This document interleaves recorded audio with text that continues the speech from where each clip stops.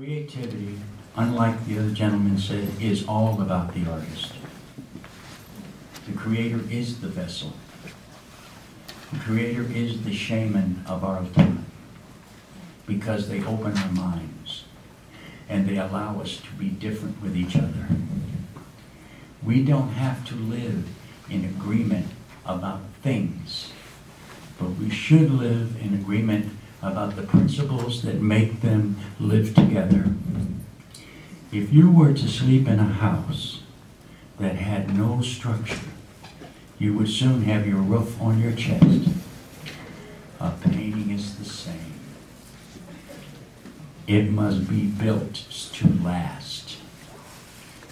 The ideas that come out of Egypt through Greece into the Mediterranean and eventually into high Renaissance was not perspective, but the idea of expanding and contracting volumes and planes. And within those volumes and planes, all kinds of images came forth. The seductive paintings of the nude that the cardinals could rejoice around. There was all kinds of elements of paint as the character of paint began to change through time. All of this gave us what we need. It was the necessity to find a way to create what we see. I read a little while ago, because I'm always reading Thomas Craven and Leonardo da Vinci and Cézanne and Joseph Alberts. I skim through them every day to enrich myself, to remind myself of who I am and why I am. And one thing Leonardo said, it really kind of tickled me. He said, oh, the color in the shadow. The color in the shadow. Such a modern idea. Somewhere around 1400. The idea of taking out a paint with transparent white so that they could lay a flesh tone upon it to create a luminosity that would last over 500 years. Such a modern idea, painted by Titian. We live on the shoulders of this house. This building enriches us every day and gives us what we need so that what we live with and what we live by becomes our life. That's who we are.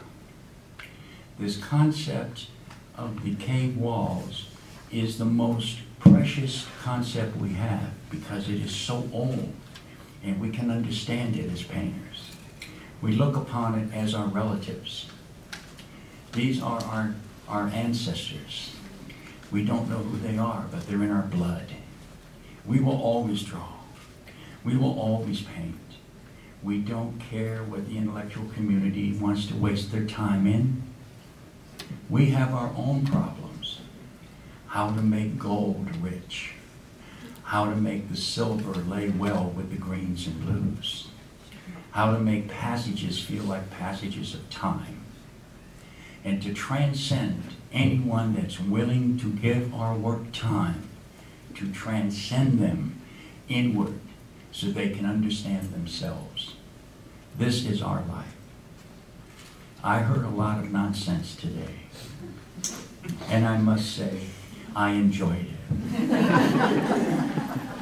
Because they create camps that we can disagree with. The practitioners of art must understand that you don't wake up in the morning, tickle your navel, and create great art.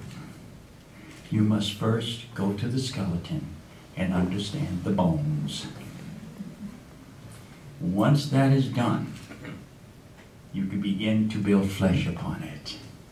And with that flesh, you build time for yourself. And when you depart into your inner mind, you bring with you the ability to execute and to laugh at the silliness around you. We will outlast all the silliness, all the darkness that is upon our doorway. Our candle is in our studio. We are the light. I believe that in my soul.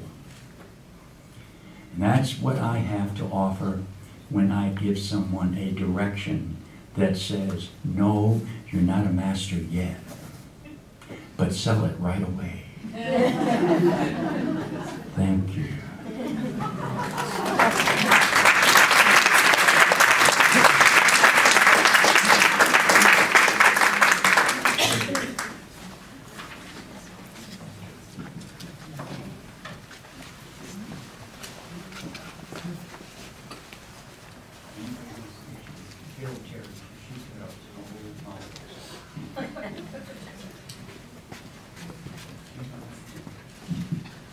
Let's take a couple questions and Frank will do a demonstration.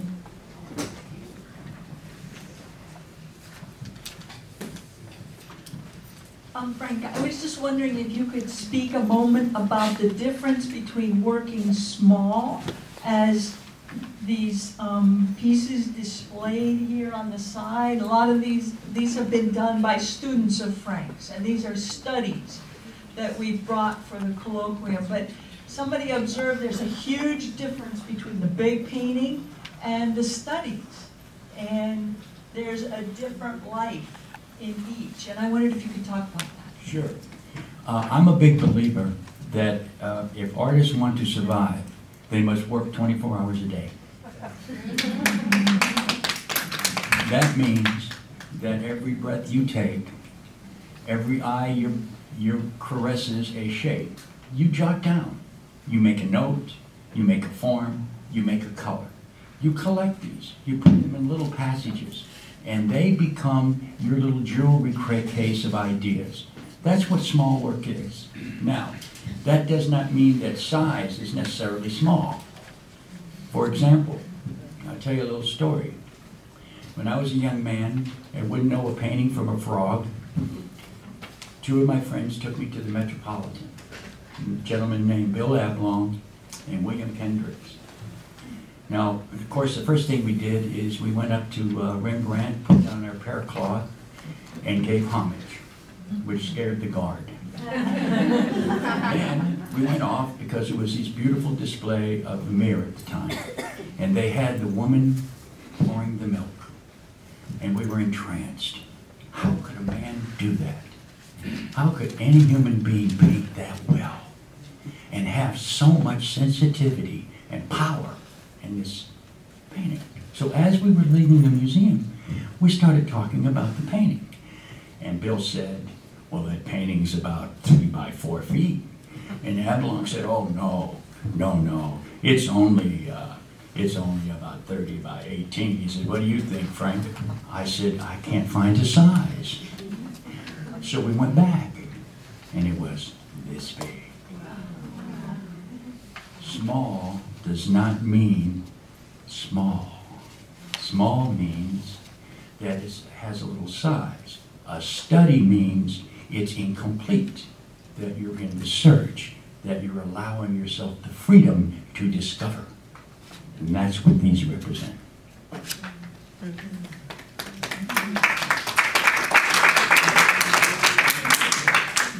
One more question. I was reading a little bit about your bio, and having just listened to you, I had a sense of some kind of inner journey too, and there's some mention of your meditative practice, and I wonder if you could share something about that with us. Oh, absolutely. Okay. Now, meditation's no big secret. I think all of you use it. I mean, today, when I was a young man, it was like a foreign word. But today, it's common.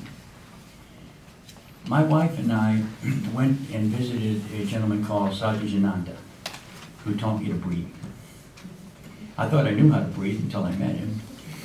I was still walking, but he taught me how to breathe. And through the breathing, he taught me how to meditate. Simple meditation. And its purpose was not to get off the floor, but to simply clear my mind. So I tried it. And lo and behold, it gave me clarity. And I've been using it ever since. I use it when I look at a subject. Sometime my wife and I will be sitting at a table, and my wife will look at me and say, where are you? Because all of a sudden, something has caught me, and my mind has kind of enriched itself with it. And that's a form of meditation. I'm a big believer in it. In 1987, I had a class that a whole class would meditate before we painted. And they did marvelous work. Of course, I can't get these guys to do it, but...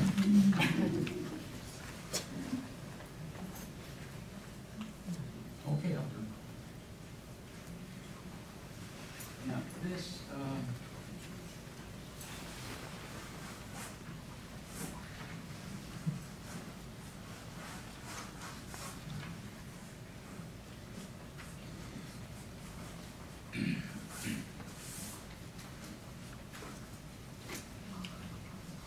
I have a mark of a line. It's all about the placement and the energy of space within the line and outside of the line. This is your first connection to the cave. This is the beginning of your realization about what the cave is. This is what you are. This is your shape. You become magical because you do it. A lot of people talk about doing it. A lot of people talk about wanting to do it. You do neither. You just do it. Everyone does it differently. Now, the next thing that happens is you start developing ideas about space. Now, I'm pretty essential about that because here's the reality that nobody wants to tell you. First of all, let me get rid of a few myths. Deconstruction. Lovely word. Painters talk about deconstruction. Has nothing to do with the process. Has nothing to do with physics. It's just that they like the sound of words. And the word helps them to tell you that they're deconstructing what they've just constructed. To move volumes and planes to another level. So the painter's concept of a word is always different from the rest of the world. They don't really, in fact, I know guys that have never read a book. Damn good painters. And they have one tool that all of us can learn from. They listen. They're silent. Painters don't necessarily make really good talkers. I just happen to be blessed being Irish. It's true. Now, the other thing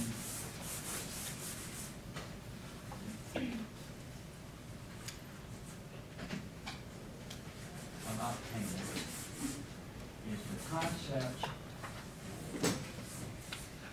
of space. So here's what I'm saying. The essential reality, if you break down all the techniques, you break down all the intellectualism, you break down all the craft, you come down with two basic principles that every work of art must have to survive its time. Space and light. All great art is built on space and light.